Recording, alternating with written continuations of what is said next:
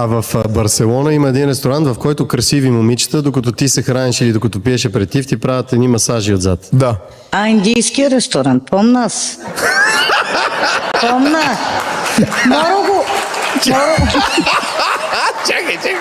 Моро го водеха при бамбините да му правят масаж. Да. Мен ми приготвиха морски дарове да ям. Продуцентите. И тя му прави една красавица масаж. А Валя яде едни спагети черни, те много скъпи, някаква сепия, ама гадни черни спагети. Да.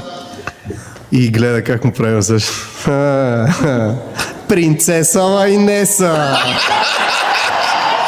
И ние гледаме вкъщи, само викаме, тази ще я убие. Скача я пробива всеки момент. Между другото, само да ви кажа, че Андрей ме пита преди малко дали мога да ида да пика. Искаш ли да идеш да пикаш? О, да. Иди да пикаш. Ние през това време ще си поговорим с... Ти пък като малко дете ли почна, бе? Разрешение иски. Значи, знаеш ли какво? Когато...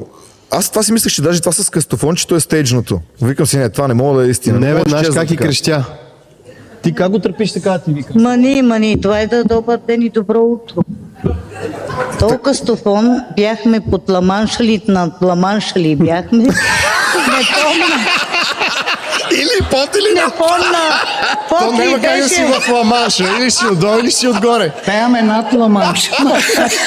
Пот ли беше, над ли беше, не помня и ни носят едни хумуси да ядем. Да. И той приготвил една листа, Емил Димитров, като слееме на летището от гарата да свири музиката, пушек да се дига. Яш, ма нема да ям, викам тия буломачи. Забрех кастофона, слизаме на една спирка и само вика, Валя, къде е кастофон?